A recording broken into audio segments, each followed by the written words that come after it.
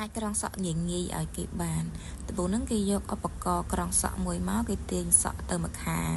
ហើយបន្ទាប់មកទៀតគេដាក់មកម្ខាងទៀតវត្តសក់ម្ខាងទៀតទាញមកដូចគ្នាទាញខ្វែងគ្នាចុះក្រោមអញ្ចឹងមក